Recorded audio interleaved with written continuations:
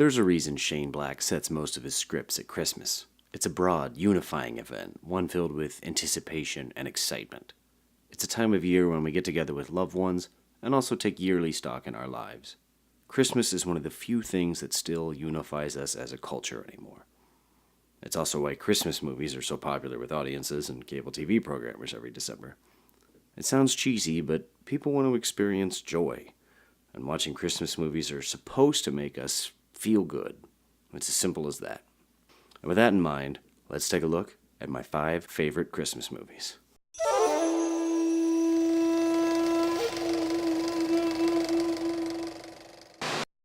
Number 5, Scrooged from 1988. Scrooged is a modern, slightly meta twist on the classic Charles Dickens novel A Christmas Carol. The film's Ebenezer Scrooge is Frank Cross, an angry TV executive played by Bill Murray, whose station is preparing a live production of the Dickens story. We have spent $40 million on a live TV show.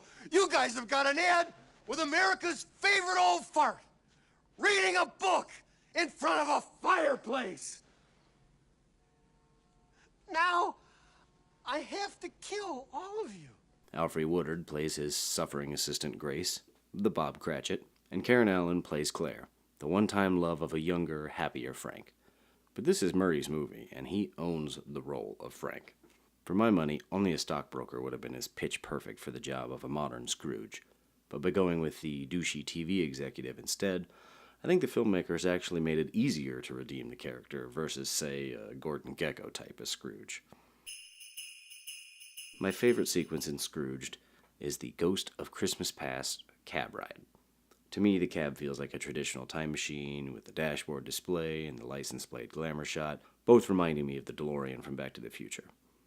But with the exception of the sad childhood scene, the Ghost of Christmas Past sequence is actually filled with happy, lively, and fun memories. The office party from 1968 looks like a blast, and of course, Claire and Frank meet cute when they bump into each other, literally. Dating Claire is the only time Frank will ever be truly happy, and you start to empathize with the guy who's been a jerk up until this point. Plus, you get to see Bill Murray rocking this awesome hairdo. Number 4, National Lampoon's Christmas Vacation, 1989. National Lampoon's Christmas Vacation follows the Griswolds, played by Chevy Chase and Beverly D'Angelo, as they host both sets of grandparents and a party-crashing Randy Quaid for the holiday. Eddie? In true movie fashion, it ends up being a Murphy's Law of holiday gatherings. Clark faces endless trouble with the Christmas lights. Eddie empties the RV toilet in the sewer out front. The cat gets fried after chewing on the Christmas tree lights. The tree catches fire. Clark gets locked in the attic. And when the Christmas bonus arrives that he's anxiously awaited for the whole movie, it's not a check, but a letter welcoming him to the Jelly of the Month Club. Despite his eternal optimism, Clark's facade finally cracks when presented with the worst bonus ever, and he goes on an epic PG-13 family-friendly rant that results in Cousin Eddie kidnapping his boss and bringing him to their house. We've all had those bosses we wish we could tell off, but usually end up venting to our friends and family instead. So when Clark actually gets that chance, he's a little dumbstruck. But I think my favorite part about it is also the most absurd. Remember how I was toying with the notion of suspending the Christmas bonuses? You didn't. Well, of all the cheap, lousy ways Proving that you can kidnap your boss, as long as you're really justified in doing so. Number 3, A Christmas Story, from 1983. A Christmas Story was released in 1983, but takes place in 1940s Cleveland, and tells the story of a regular family and their son Ralphie's quest for a BB gun for Christmas. But not just any BB gun. I want an official Red Ryder Carbine Action 2-inch range ball air rifle. Ooh. He tells anyone who will listen what he wants, but is thwarted at every turn. No. Shoot your eye out. You'll shoot your eye out, kid. You'll shoot your eye out? You'll shoot your eye out! You'll shoot your eye out! Was there no end to this conspiracy of irrational prejudice against Red Ryder and his peacemaker? A Christmas Story is also well known for a very unique lamp that Ralphie's dad wins in a radio contest. The lamp that caused friction inside the house, and was also quite the curiosity from outside the house. What is that? It's a major award. A major award. sure. Shucks, I wouldn't have known, Dad. It looks like a lamp. My favorite part of the movie isn't one you'd expect. While it paints a picture of a more innocent time filtered through the lens of childhood nostalgia, A Christmas Story still manages to include a scene of disillusionment where Ralphie discovers, to his dismay, that there are no limits to corporate messaging tactics. Be sure to drink your Ovaltine. Ovaltine? A crummy commercial? Son of a bitch.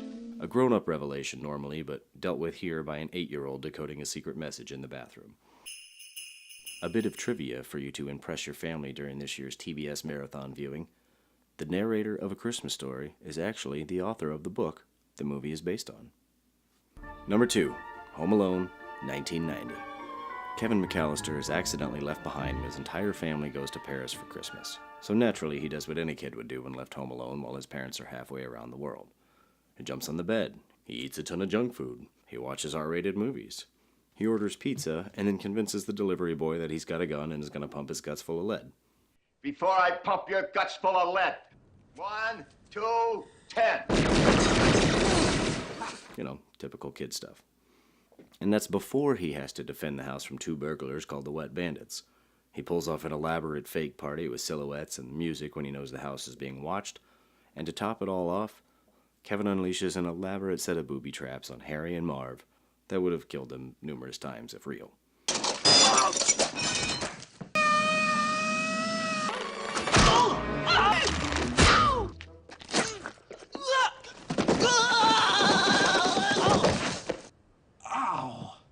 It's actually hard for me to pick my favorite scene out of this one, but here's some of my highlights.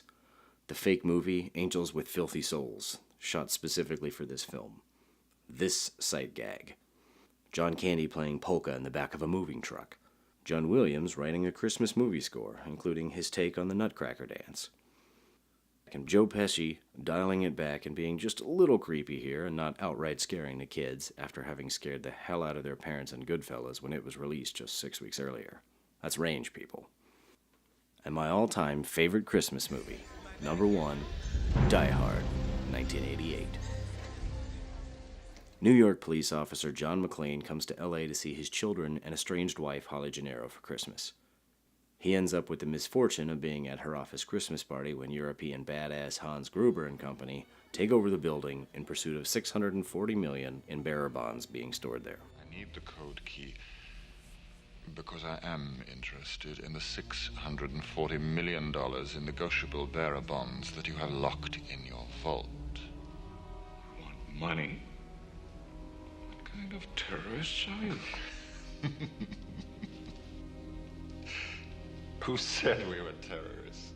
My favorite scene in Die Hard is actually an entire sequence, everything between the first and last frames of the movie. That's right, everything. This movie is damned near perfect. It has perfect plot, pacing, dialogue, characters, stunts, and a vault robbing sequence set to Beethoven's Ninth Symphony.